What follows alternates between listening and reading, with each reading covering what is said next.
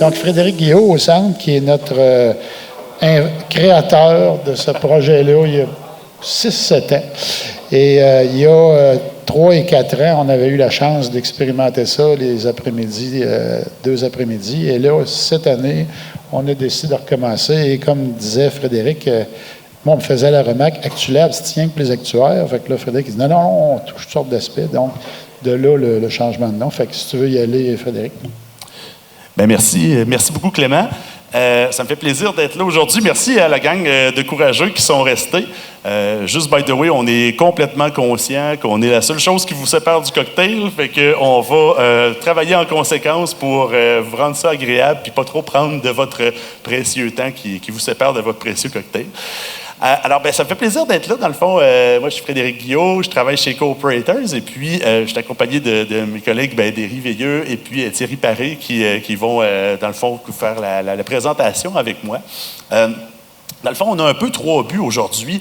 Un, de vous dire, qu'est-ce qu'on a fait avec ActuLab? Qu'est-ce que c'est que le concept d'ActuLab en tant que tel? Puis de vous rendre ça vraiment réel. Là, on va vous conter aussi une histoire, comme les autres présentateurs ont fait. On va vous parler de ce qu'on a fait en mars-avril dernier à l'Université Laval. Déry aussi qui a participé avec IA Groupe Financier. Et puis Thierry, qui est un de nos gagnants, dans le fond, qui a gagné à une problématique. Donc, on va essayer de vous donner des détails de tout ça. Puis ensuite, le 3e volet, ça va être vraiment un genre d'appel à tous au niveau de la gang du Cercle Finance. Puis comme Clément l'a dit, c'est un peu ça. Avec ActuLab, on peut le voir comme si on était dans notre milieu, si on veut, au niveau actuariel. On a fait un genre de preuve de concept de ce qui était possible de faire pour connecter les universités, les étudiants aux entreprises. Puis on a vraiment le désir de déborder un petit peu d'actuariat et puis on pense qu'avec justement le cercle, il y aurait une opportunité vraiment géniale d'aller déborder puis de rejoindre vraiment les gens du secteur financier et non pas de seulement se limiter au milieu actuariel. Donc, c'est un peu l'idée d'aujourd'hui. Là, je pense que j'ai un petit clicker. Merci. Alors, qu'est-ce que c'est ActuLab? D'une part, ActuLab, c'est un genre d'organisme à but non lucratif que j'ai créé dans le but de faire le pont entre les milieux académiques et professionnels. Alors, ça organise des événements ou des ateliers, si vous préférez, pour stimuler l'innovation, oui, mais en impliquant les étudiants, en impliquant les gens du milieu académique. Donc, vraiment, un volet fort pour, justement, donner l'opportunité aux étudiants qui se démarquent par leurs bonnes idées, par leur créativité, de se faire valoir aussi, de se faire voir, de se faire connaître au sein des entreprises. Puis, en même temps, aux entreprises de sortir un petit peu de leur boîte. Là. Souvent, quand tu arrives avec tes propres idées dans ton entreprise, tu es limité à la créativité de tes bureaux, aux façons de faire, finalement, qui ont toujours été en place. Donc, des fois, avoir des gens qui ont un regard nouveau sur vos problématiques, ça permet de stimuler l'innovation. Alors, en fait, quelques petits avantages aussi, tant du côté entreprise que du côté étudiant. Évidemment, en fait, comme j'en ai parlé, la partie expertise est vraiment là. C'est une façon d'aller innover, d'aller chercher de l'expertise nouvelle. Recrutement et visibilité, c'est aussi quelque chose de super bien. On en a parlé tout à l'heure au dîner. Je pense que c'était M. Chalifou qui disait que ce n'est pas les moyens qui sont le problème ces temps-ci dans le milieu de l'assurance-finance, c'est d'aller chercher les bonnes ressources pour justement mettre en place des stratégies novatrices qu'on veut.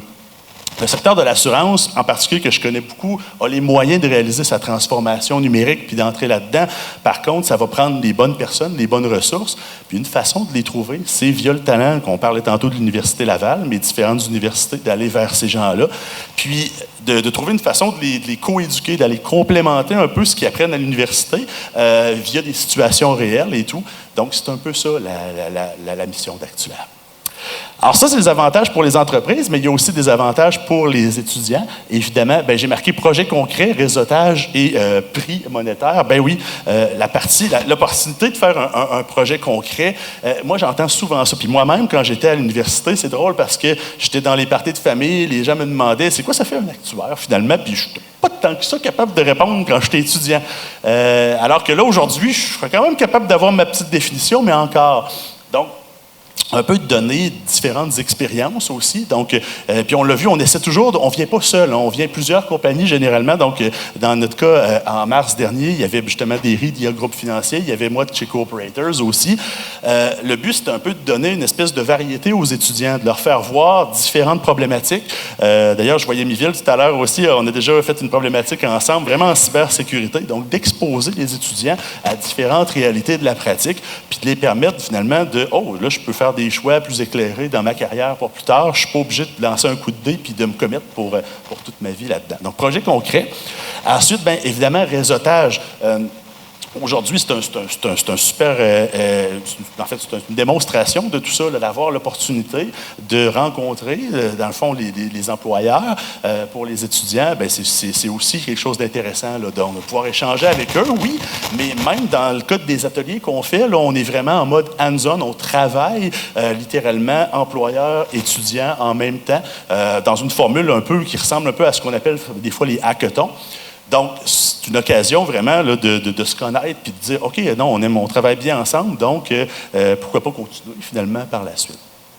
Bon, puis évidemment, il y a les prix monétaires. À la fin, on offre toujours des prix aux gagnants. Puis même nous autres, on l'a animé un petit peu aussi quand on a fait notre événement. Là, on arrivait toujours avec des cartes cadeaux qu'on faisait tirer, des prix de présence pour justement motiver les gens à assister. Fait qu'il y a cette dynamique-là qu'on essaie aussi de rendre bien plaisante. Alors, bien, grosso modo, qu'est-ce que c'est que le concept d'ActuLab? Je pense, j'en ai déjà parlé, mais juste pour vous formaliser un petit peu le tout, ça part avec des problématiques réelles. Donc, vous êtes extrêmement important, les gens qui sont dans les entreprises. On veut un défi réel qui idéalement, sort pas de votre imagination, là, sort vraiment de ce que vous vivez au quotidien dans vos opérations. Ça peut être un défi analytique, mais ça peut aussi être un défi, tout à l'heure, on va voir avec Derry, une problématique beaucoup plus à faire. Puis ensuite, l'idée, c'est que via ActuLab, on va organiser un atelier d'innovation. On va vraiment sur place. On va dans les universités, on va dans les différents endroits. Et puis, on organise un événement, là, puis on a essayé plusieurs formules au fil du temps. Mais il y a vraiment cette collision-là qui arrive entre justement les étudiants puis les gens des organisations pour travailler ensemble puis fonctionner. Et puis, évidemment, à la fin du processus, ben, c'est la partie solution créative qui arrive. On essaie de dynamiser tout ça aussi. On essaie de, comme dans le cas de ce qu'on a fait en mars-avril dernier, ben, on avait vraiment un événement où on est retourné. On a permis aux étudiants qui avaient une solution à proposer de la présenter devant un panel de juges. On a rendu ça vraiment très dynamique. Donc, c'est un peu ce genre d'idée-là qu'on essaie de faire. Alors, je ne vais pas m'attarder tant que ça là-dessus. Ça répète un peu plus la même chose que j'ai dit. Donc, j'ai rajouté des petites photos intéressantes, mais disons que cette slide-là se répète quand même un petit peu. Juste avant de passer la parole aussi à mes collègues, peut-être juste vous donner quelques chiffres à propos d'ActuLab. Dans le fond, on a une trentaine de partenaires jusqu'à maintenant, dont les 9 plus gros assureurs au Québec. On est très, très fiers de ça. On a une dizaine d'ateliers qu'on a fait jusqu'à maintenant. Donc, c'est encore très jeune. On existe depuis à peu près 5 ans. Par contre, on a eu la chance d'être à Québec, bien sûr, très proche de l'Université Laval. Tantôt, Clément, tu mentionnais l'UQAM. Oui, à Montréal, on a des très bonnes tentacules. C'est vraiment le fun. Puis on est même allé aussi à Toronto. Fait que c'est bien plaisant aussi de pouvoir explorer ça, puis explorer les défis que ça demande aussi d'aller organiser ce genre d'événement-là à l'extérieur. On a généré plus de 200 solutions innovantes jusqu'à maintenant avec tous les étudiants qui ont participé. Puis on a remis plus de 50 000 $ en prix aussi aux étudiants. Fait qu'on est pas mal fiers de ça. En 2006, on a aussi gagné le prestigieux prix du SAS Consumer Award. C'est un prix qui est remis une fois par année à Las Vegas par la compagnie SAS. Donc, pour une start-up ou une insurtech qui est vraiment innovatrice, fait qu'on est super fiers aussi d'avoir mérité ce prix-là. Alors, sans plus tarder, je passerai la parole à Derry. On passe plus dans la partie numéro 2 où on veut vous faire vivre vraiment conter l'histoire de ce qu'on a fait en mars-avril dernier à l'Université Laval. Donc, Derry, je te laisse prendre la parole. Merci, Fred. Je ne suis pas habitué avec un micro, fait que j'espère que vous m'entendez bien. On dirait qu'il marche pas. On dirait qu'il marche moins. Hein? OK. M'entendez-vous? Ah oui, ça va. C'est bon. Désolé. Dans le fond, juste avant de commencer, de rentrer vraiment dans la problématique, Fred l'a mentionné, on essaie toujours d'avoir des problématiques assez différentes, assez variées pour aller toucher le plus grand nombre de personnes possible et que le monde se reconnaisse si on va dans ces problématiques-là. Puis moi, quand j'avais participé à la première édition en tant qu'étudiant en 2014, j'avais trouvé ça vraiment intéressant de pouvoir travailler avec du monde de la pratique puis avoir vraiment un projet concret très appliqué. Puis, par contre, une chose que j'aimais un peu moins, que je voulais apporter en tant que compagnie, puis dans la problématique que nous, on proposait, c'est qu'il y avait peu de problématiques du côté affaires. Vraiment quelque chose de moins théorique, de moins technique, vraiment. Donc, moi, ce que j'ai proposé l'année passée, c'était une problématique très affaires, comme je le disais, puis quelque chose où on voulait aller chercher de la créativité des gens, mais qu'on ne s'attendait pas à ce que les gens allaient travailler super techniquement, qu'ils allaient devoir monter un programme informatique, puis on est conscient que ça va chercher quand même du monde, ce genre de problématique-là. On en parlait beaucoup de tout ce qui est TI aujourd'hui, mais le côté affaires, c'est quelque chose qu'on n'a pas beaucoup l'occasion de travailler quand on est à l'université. Fait que la problématique qu'Industrielle Alliance on a proposée, c'est carrément de développer un produit, de développer une solution de retraite en réalité. Puis, de l'autre côté, donc, pourquoi qu'on voulait développer une solution de retraite? On pensait que c'est quand même un sujet d'actualité aujourd'hui. On le sait que la population est vieillissante. Les produits de retraite, les produits de décaissement qui existent sur le marché, c'est des vieux produits. Je pense que la réalité des retraités, elle a changé beaucoup dans les 30 dernières années, puis ça ne répond plus nécessairement aux besoins. Puis on pensait qu'il y avait un marché à aller chercher là. Donc, on s'est dit, on va aller chercher des jeunes en actuariat pour nous suggérer des solutions innovantes, des solutions différentes pour cibler cette nouvelle clientèle-là de retraités à court puis à moyen terme. Fait que, comme je disais, la problématique, c'est tout simplement de développer une solution de retraite, un concept de vente ou un design de produit avec eux. Puis on a pris une approche aussi un petit peu différente cette année. On est allé vraiment en mode brainstorm avec les étudiants. On est allé 3 fois sur place à l'université. On a discuté avec eux, leur a fait part des problématiques, des enjeux qu'on observait dans l'industrie, puis on leur demandait eux qu'est-ce qu'ils en pensaient, puis comment ils pouvaient créer un produit autour de ça. Fait que, juste pour résumer un petit peu la situation qu'on leur a présentée, on leur a expliqué que la population a vieilli. Ça fait 2 choses. Ça fait que l'espérance de vie, elle augmente, donc il y a une réalité un petit peu différente. Puis ça fait aussi qu'il y a un marché potentiel super intéressant pour les compagnies d'assurance. Qu'est-ce qu'on fait avec ça? Les régimes de retraite aussi à prestations déterminées qui sont décroissants, il y en a de moins en moins. Fait que ça arrive de plus en plus que les gens ont des sommes importantes d'accumuler pour leur retraite, puis après ça, ils arrivent à 55, 60, 65 ans, puis ils font quoi avec leur argent? Il n'y a pas des tonnes de produits qui existent. Il y a des rentes viagères, puis c'est à peu près tout. Puis aussi, finalement, les changements économiques, on le sait, de ce temps-ci, on travaille un peu tout là-dedans. Les taux d'intérêt sont super bas.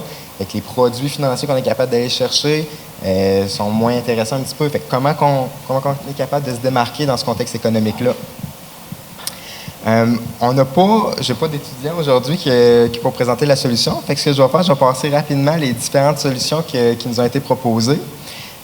Essentiellement, tout le monde convergeait vers les mêmes besoins que la population retraitée avait.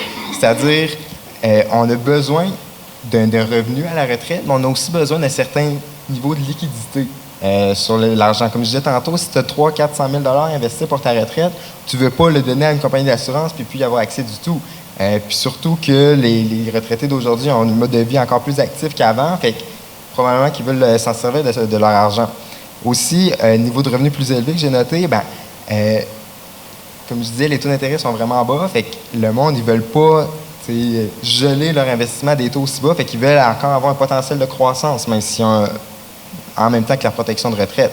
Puis finalement, un concept de produit aussi qui était simple, parce que, probablement peut-être le fait que c'était des étudiants aussi, ils ne voulaient pas développer quelque chose de trop complexe, mais pour que ce soit un produit qu'on soit capable de vendre, c'est des concepts souvent, des petits ajouts à des produits existants qui nous ont été proposés. Fait que rapidement, quelques-unes des solutions. Cette page-là, c'est vraiment des solutions qui tournaient autour d'une rente viagère où on ajoutait certaines garanties ou certaines caractéristiques supplémentaires. La première que je trouvais quand même intéressante, c'est tout simplement d'ajouter une option qui donne accès à un certain pourcentage du capital initial sur une rente viagère. Fait que ça, c'est intéressant parce que, en cas de besoin, que ce soit pour des santé financières ou juste pour se gâter, faire un voyage, le client aura accès à un petit peu d'argent sur base forfaitaire. Puis, en contrepartie, la compagnie d'assurance pourrait réduire les montants de prestations futures pour compenser. L'autre option, numéro 2, c'est seulement d'avoir un compte transitoire, semblable à un compte d'épargne ou un fonds d'investissement, qui permettrait de retenir l'argent un petit peu plus longtemps chez la compagnie d'assurance, fait que de sorte à ce qu'elle fasse un petit peu plus de profit, puis aussi à peut-être réduire un peu les dépenses des clients. La rampe numéro 3, l'exemple numéro 3, c'est vraiment une solution super simple, probablement la plus simple qu'on a eue, mais quand même intéressante. C'est qu'il y a des étudiants qui a regardé des concepts de rente intégrée avec les prestations gouvernementales, puis nous a montré que c'était possible de se créer un arbitrage en repoussant au maximum les prestations gouvernementales, parce que l'ajustement de la rente que le gouvernement fait est plus généreux que ce que les compagnies d'assurance offrent. Essentiellement parce que le gouvernement n'a pas reconnu la baisse des taux d'intérêt puis l'amélioration de la mortalité. Fait que juste un concept de vente autour de ça pourrait permettre à des clients de faire des rendements un petit peu plus intéressants.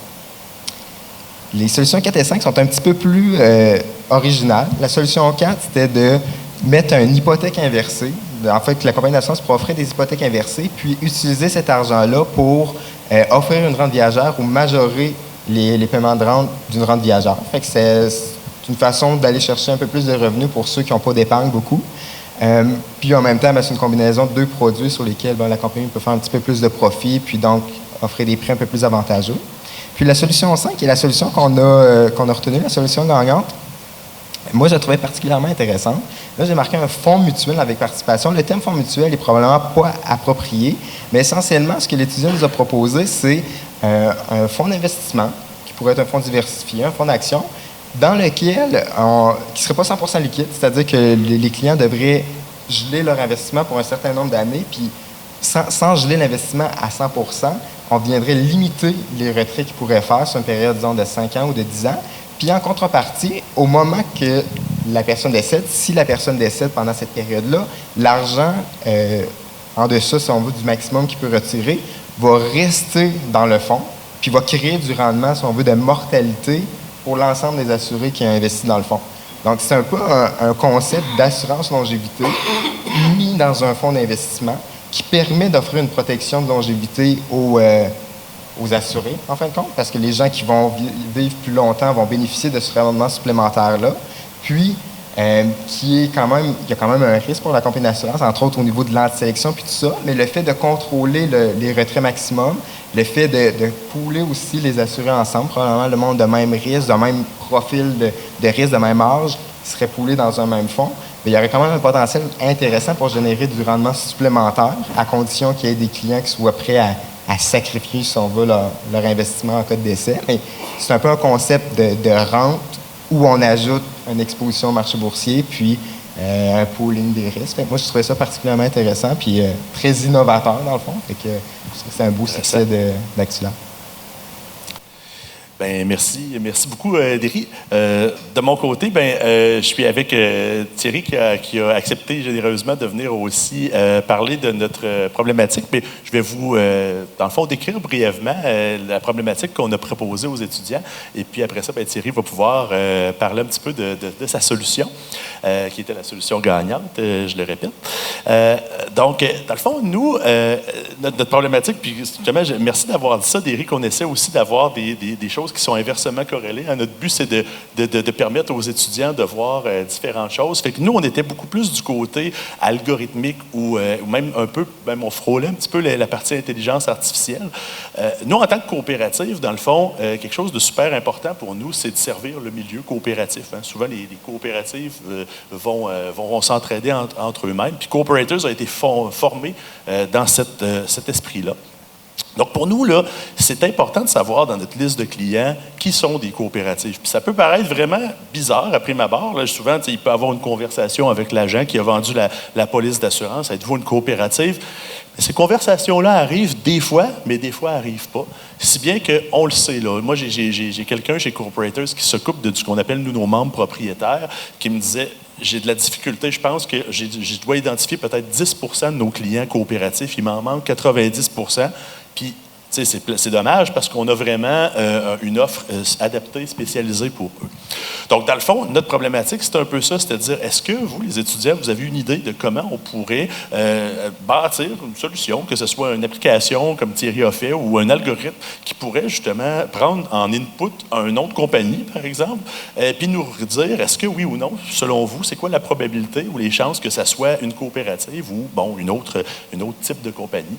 Puis même nous, on avait même ajouté la petite twist là, de dire, est-ce qu'on pourrait même rouler en batch tout ça, parce que si tu le fais on the spot pour une compagnie, c'est tel que tel, mais après ça, nous, on avait le désir d'appliquer ça à tout notre livre d'affaires, puis être capable après ça de rappeler, hey, attends un peu, là, ça, ce sont des compagnies qui sont des coopératives qu'on pourrait servir autrement, puis d'être capable de faire un effort pour les appeler. Alors que, sans plus tarder, je donnerai la parole à Thierry qui va parler de sa solution plus en détail. Alors, bonjour à tous. Mon Dieu, c'était fort, ça, excusez-moi. Bonjour à tous, je suis super content d'être ici. En fait, c'est vraiment une belle opportunité pour moi. Puis, en fait, avant de vous présenter un peu ma solution, je voulais un peu nous présenter, moi puis Mathis.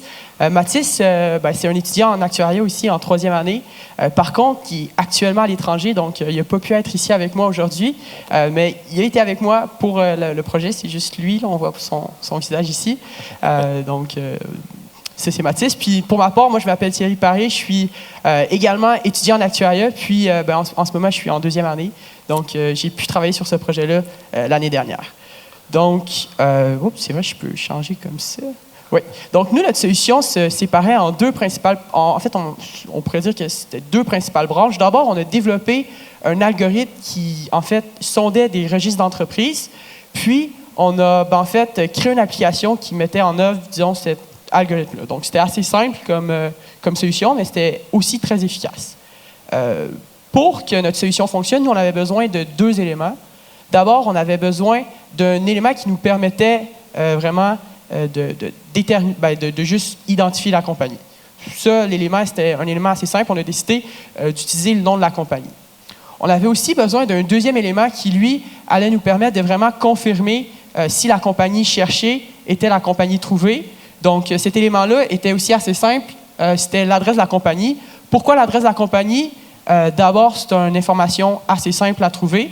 Puis, deuxièmement, c'est souvent une information qu'on retrouve dans les registres. Donc, en fait, avant de continuer, je voudrais peut-être vous faire une petite... en fait, je vais juste vous présenter un peu le jeu de données, puis ensuite, je passerai à la présentation de l'application qu'on a développée. Donc, ici, on peut remarquer un jeu de données. Là, donc, je pense que vous le voyez aussi de l'autre côté. Donc, en fait, c'est un jeu de données assez simple. C'est un fichier CSV avec deux principales colonnes. On a une première colonne qui identifie la compagnie par leur nom. Puis, on a une deuxième colonne aussi, en fait, qui donne l'adresse de la compagnie. Juste une petite chose aussi importante à remarquer ici, c'est que, disons, UV Mutuel puis Arte Factuel ont présentement la même adresse. Donc, il devrait y avoir un problème parce que, en fait, moi, je sais qu'ils ne sont pas à la même adresse. Donc, il devrait y avoir un problème, puis il faudrait justement détecter ce genre de problème-là avec l'application.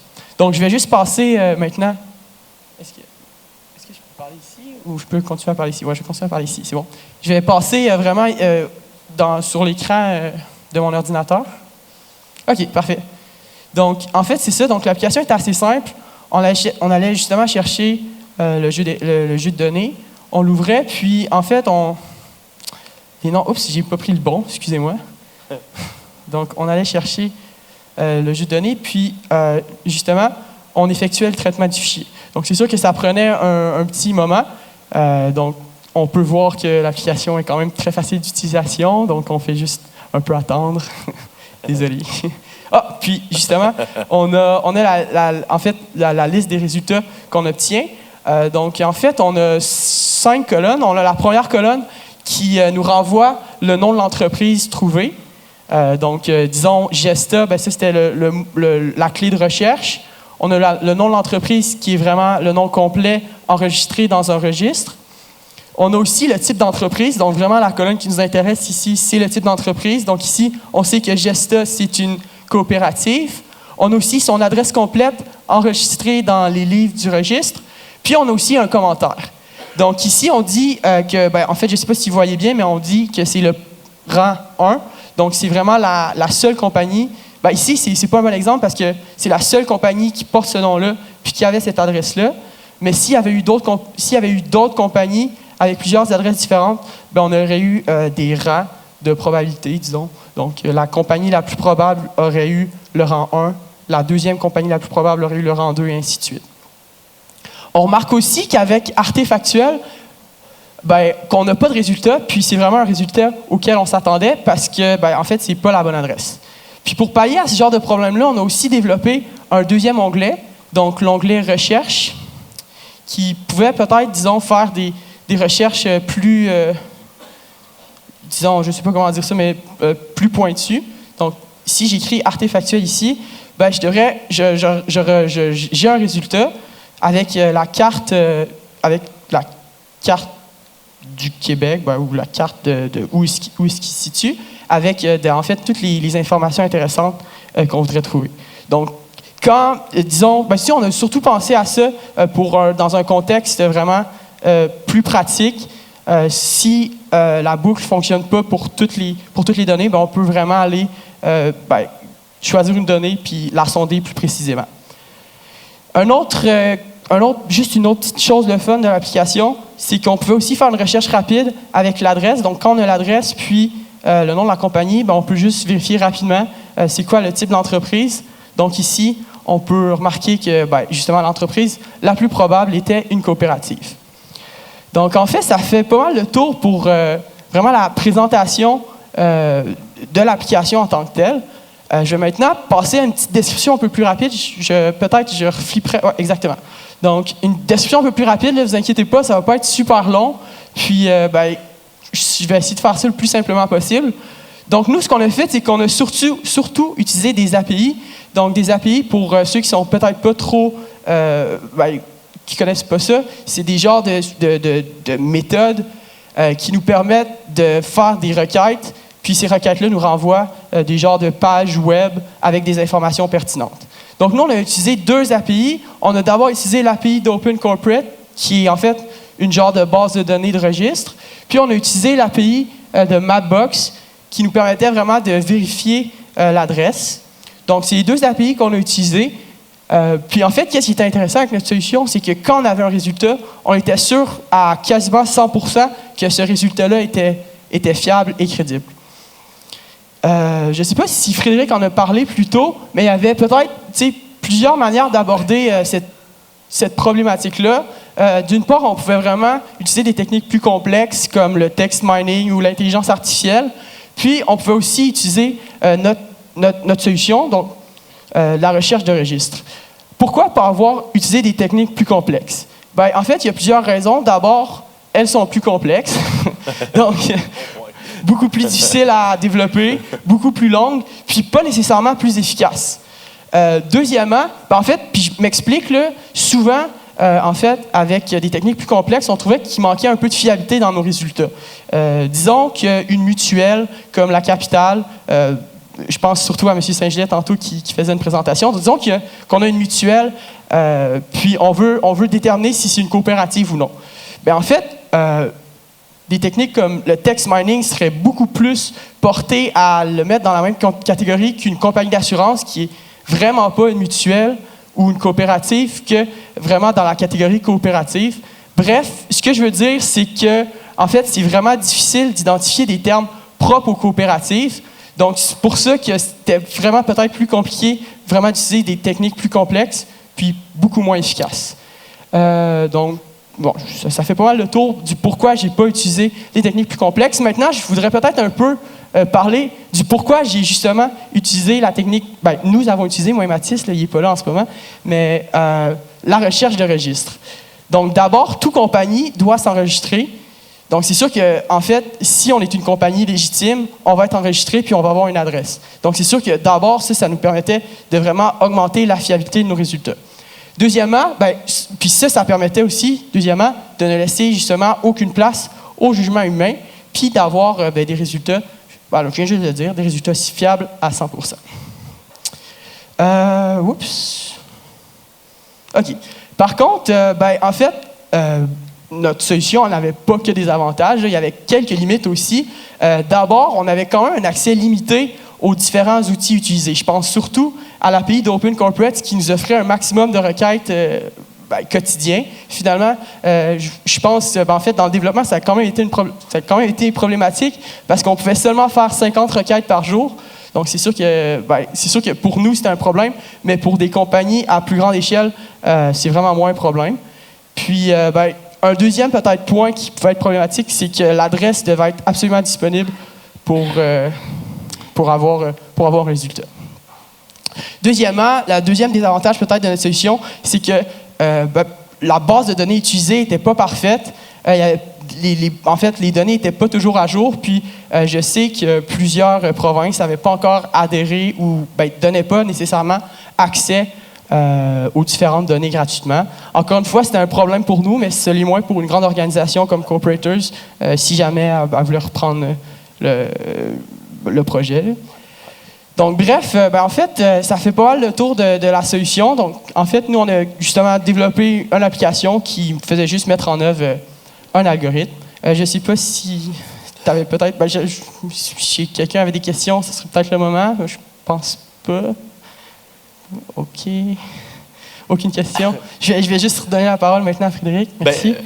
Merci. Puis, tu sais, avant d'aller à la suite, dans le fond, je veux peut-être un point, puis je pense, Derry, tu l'as mentionné aussi rapidement tantôt, mais cette solution-là, puis même celle aussi de l'Industrielle Alliance, a été développée quand même en 3 semaines. Tu sais, que c'est quand même intéressant à souligner. Fait que bravo pour ça, puis aux participants. Puis, tu sais, je pense que quelque chose qu'on a souligné, mais je pense qu'on a bien réussi aussi cette fois-là. Tu sais, souvent, on a expérimenté beaucoup dans la façon de le faire, là, l'événement. C'est bien d'arriver des fois où est-ce qu'on faisait qu'une seule journée, on était en mode événementiel, on venait présenter la problématique, on travaillait un peu avec les étudiants, puis après ça, bien, tout le monde s'en allait chacun de son côté. Puis bon, les étudiants intéressés nous soumettaient des solutions par le web. Puis après ça, on ne venait pas vraiment. Cette fois-ci, je pense qu'on a trouvé, en brainstormant, Derry et moi, au début, une façon gagnante, c'est-à-dire qu'on est retourné plusieurs fois. Là. On est allé une première fois pour justement proposer la solution. On est retourné une autre semaine après pour aller travailler avec les étudiants. Puis une dernière fois aussi après pour toute la partie présentation et tout. Mais je pense qu'on a réussi à générer de l'engagement. Puis en même temps, justement, donner du momentum et tout, là, fait que je pense qu'elle a été appréciée. Puis nous, on s'est amélioré un petit peu là-dedans. Fred mentionnait tantôt l'avantage aussi du point de vue du recrutement, mais c'est quelque chose qu'on a vraiment vu, nous, à l'Industrielle Alliance. Là. On a fait l'événement, c'est au mois de mars-avril, oui, c'est ça. Puis, quand on a engagé nos stagiaires pour l'été dernier, il y a beaucoup de monde qui nous en ont parlé. On a même fait 2 embauches supplémentaires de gens qui avaient participé à ActuLab, qui n'hésitaient pas à trouver de stage. Puis finalement, nous autres, on avait trouvé que ça avait vraiment cliqué avec eux. Fait qu'on leur a offert des postes. Fait qu'on trouve que c'était vraiment une belle opportunité, tant pour les étudiants de venir se montrer, de venir faire des contacts, que pour les compagnies aussi de venir évaluer un petit peu les étudiants puis leur offrir des opportunités là, pour ceux que c'est des bons fits. C'est un très bon point. Merci d'avoir rajouté, Derry. Puis, dans le fond, parce qu'on est conscient qu'on vous sépare encore une fois du cocktail, bien, on voulait juste prendre un petit dernier moment pour vous parler de la suite. Puis justement, vous avez entendu parler, on parle depuis le début de ActuLab. Puis là, en arrière de moi, vous voyez FinanceLab. Beaucoup de monde se pose des questions par rapport à ça. En fait, en ce moment, au moment où on se parle, FinanceLab, c'est plus un rêve. Ça n'existe pas encore. Il n'y a pas une entité formelle. Il n'y a même pas de site web. Il n'y a pas de site. Tantôt, on m'a demandé, y a-t-il un site LinkedIn? Non. Par contre, c'est quelque chose qu'on aimerait faire. Depuis le début de la création d'ActuLab, il y a à peu près 5 ans, c'était dans la vision de dire on peut peut-être déborder un petit peu. On va commencer en actuariat parce que, bon, c'est là que les contacts sont souvent, des compagnies d'assurance, ces choses-là. On va faire une preuve de concept solide, on va apprendre, on va expérimenter, puis on va s'améliorer. Puis après ça, on pensera à déborder un petit peu puis à aller voir un petit peu la partie, que ce soit data science ou même financière de la chose. Un des problèmes qu'on a probablement vécu pour essayer justement de déborder, c'était probablement le nom en tant que tel. Le nom ActuLab en tant que tel faisait en sorte que bien du monde disait, même si on les a invités en mars-avril, les gens, là, que ce soit maths, stats, finance, etc., les gens disent « Ah, c'est un truc d'actuaire, je ne suis pas le bienvenu là. » Fait que ce qu'on aurait le goût d'expérimenter, puis c'est un peu un appel qu'on fait à tous, ben c'est justement de créer cette entité-là, Finance Lab, qui serait probablement affiliée au Cercle Finance. Là, on est en train de discuter, Clément et moi, on a discuté un petit peu cet été à partir de quel format on pourrait le faire. Mais s'il y a des gens parmi vous qui pourraient être intéressés, que ce soit à proposer une problématique comme justement Derry et moi on a fait en mars-avril dernier, ou aussi à travailler avec nous autres sur ce petit comité-là. Là, on n'a pas besoin d'avoir non plus une trentaine de personnes, mais si on est quelques personnes autour de la table de différentes organisations, bien, on va amener d'autres idées, on va probablement pouvoir l'amener ailleurs, puis on va dynamiser tout ça, puis on va pouvoir faire des événements de qualité. Donc, c'est un peu une façon de lancer le message ici. Là. Donc, si vous avez un intérêt, c'est pas une patente juste d'actuaire. Le but, c'est d'être très, très inclusif, puis d'aller chercher toutes les professions liées de près ou de loin à la finance et de créer quelque chose par notre industrie, pour notre industrie. Puis après ça, venir rencontrer tous les liens qu'on a vus aujourd'hui. Là, M. Saint-Gelais qui parlait justement ce besoin-là d'innover, d'accélérer l'innovation. Ensuite aussi, ce besoin-là de main-d'œuvre, s'assurer qu'on a de la main-d'œuvre qualifiée, qu'on la retient puis qu'on la garde dans notre milieu. Donc, c'est un peu un objectif qu'on se donnerait. Donc, le message est lancé, puis on a un cocktail tout à fait juste après. Je vais peut-être donner le mot de la fin à mes deux collègues si vous voulez rajouter quelque chose, mais le message, c'est si jamais il y a quelque chose qui vous intéresse là-dedans, n'hésitez pas à venir nous parler, que ce soit au cocktail ou demander peut-être aux gens de l'organisation du Cercle de nous mettre en contact. Et puis, ça va nous faire un plaisir de jaser avec vous puis de créer cette nouvelle organisation. Alors, je vous laisse peut-être si vous avez un mot de la fin. Je pense que tout est dit. Merci, Fred. Merci beaucoup. Merci. Merci, Marc. Merci beaucoup, Annie, c'était vraiment bien. Merci. Good job, c'était bien. Merci beaucoup de la présentation. On va aller au cocktail, puis on va pouvoir jaser ensemble et tout ça. Puis, je pense que le message de Frédéric, je l'ai passé sur l'heure du midi. Il y avait beaucoup de monde, hein? Je l'ai repassé un petit peu plus tard. Fait que les compagnies, là, je pense qu'ils s'attendent à se faire proposer des choses. Fait que je pense que les affaires vont bien. Et un appel à tous, effectivement. Un petit comité de 3 ou 4, ça serait bien plus efficace que Frédéric, tard le soir, qui s'organise. Surtout s'il est sur le comité aussi. Merci. Merci tout le monde. Bonne fin de journée.